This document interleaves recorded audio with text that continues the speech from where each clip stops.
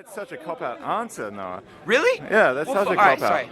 Well, in that case, let me elaborate. I want something with groove. I want something with something that actually makes your body inclined to move.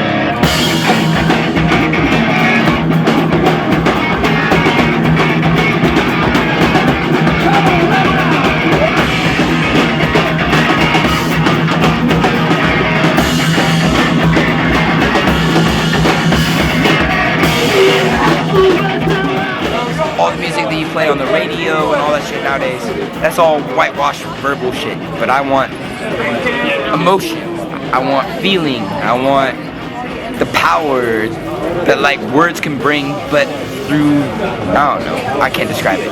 All I'm saying is I want to fucking shake my ass.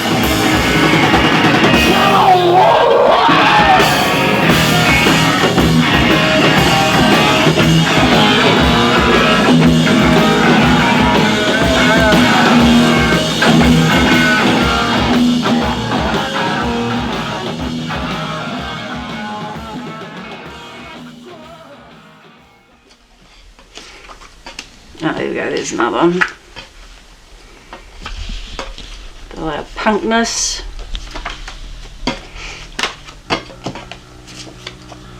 You know, you'd get hassled on the street. I had knives pulled on me just because of the way I looked. I just used to write about, I don't know, how society sucked and all of that kind of stuff. And, I don't know, anti-rugby player songs. There was like lots of houses of small factions, eh? There was maybe 5 or 6 houses and weirdos, but that was about it. You all look the same. You all look really cute. We're all trying to be individual, but you're all trying to be weirdo individuals, but you're all in the same uniform. We would be wearing leggings and pyjama tops or 5 pairs of ripped stockings. Fashion played a really big role in it. It was about expressing yourself. You didn't have to be a specific gender. Like my flatmates and things, you'd have band members who were playing in punk bands. Mostly kind of underground places and just kind of held gigs and stuff like that. Rock, hardcore, alternative. You'd just go to somebody's place and they would literally be playing in the garage. Music had more attitude than everything else you could hear.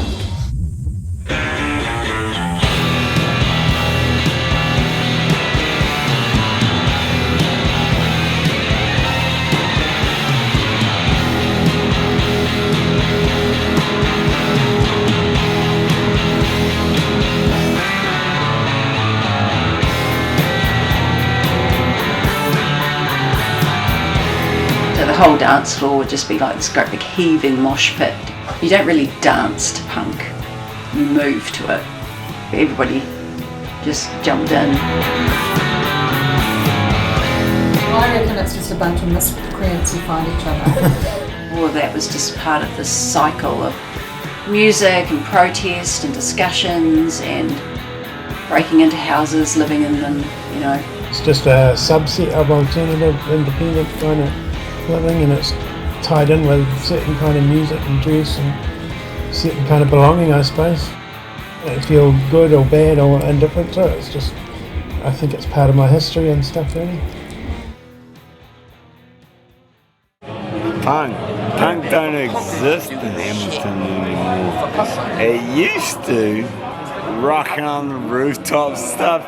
You don't see that shit no more. It is a bummer. It's a sad state of affairs. But hey, maybe it will come back.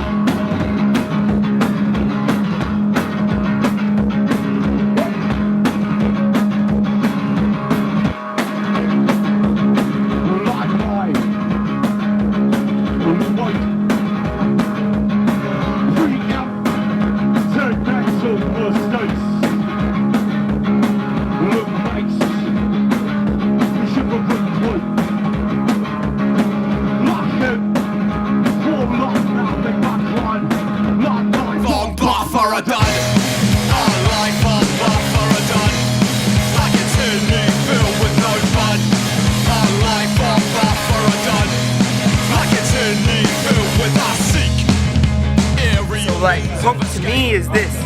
Don't give a fuck, do your shit and handle it. It's not that I don't like it. I appreciate it. It's just not my first choice of music to listen to.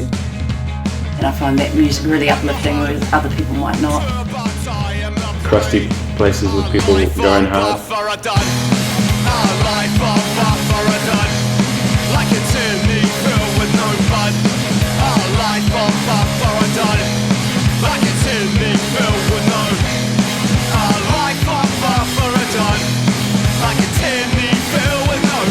Oh, beautiful, bro. So many different cultures and subcultures will evolve from each other. Like they're all intertwined with each other, a part of the same system. Head full of crud, buffer and dud.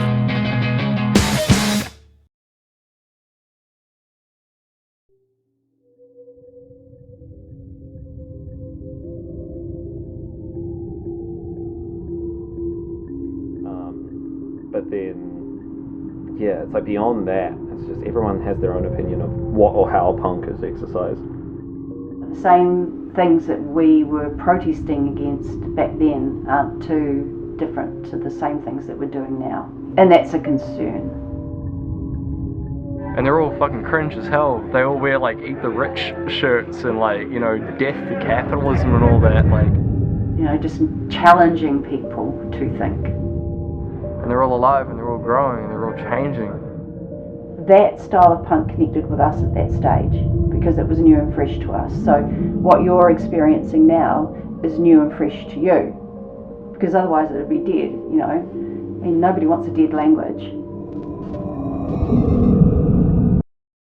You know, you can't beat the system, and the only way to beat the system is to exploit it. Because you're stuck in it, dude. You can't beat the system, you just have to fuck with it.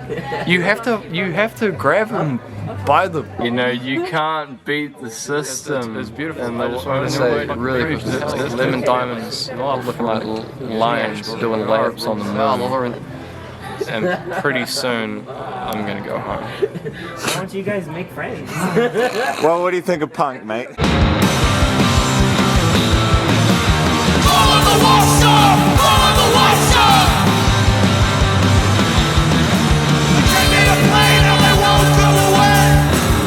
I mean, it's like with the stuff I've done in Halftime, a lot of it is building off of the experiences of people of colour within the punk scene. It's in the way that they cheer when they know they are right.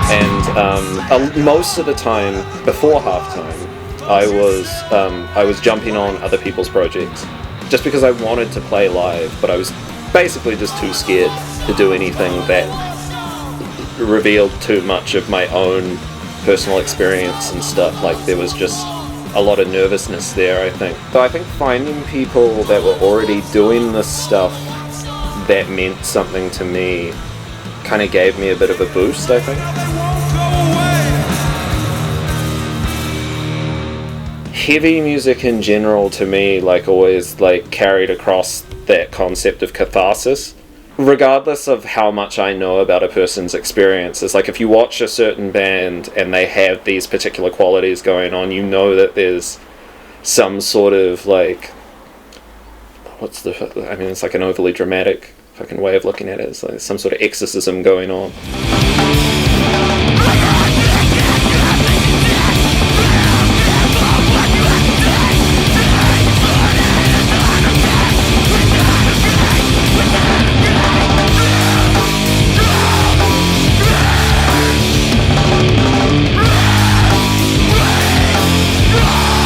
It's some sort of coalescence of like the intention behind a person's music and the volume that it's delivered at.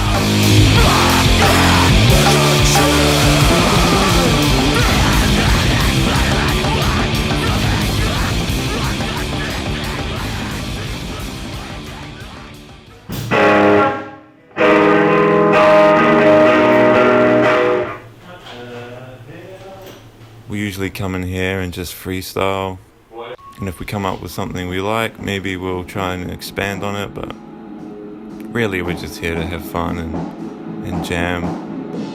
We just feel better afterwards, and it feels nice doing it.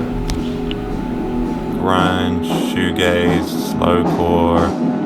Alternative is just more fun to play.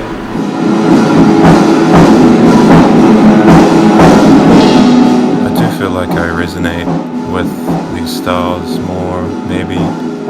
It's just nice to listen to some guitars, some music, you know, that expresses those feelings in a way that, I don't know, I can vibe with. Just reminds me of when I was younger too, like, it just sounds proper for me. It sounds more like I identify with it, I guess.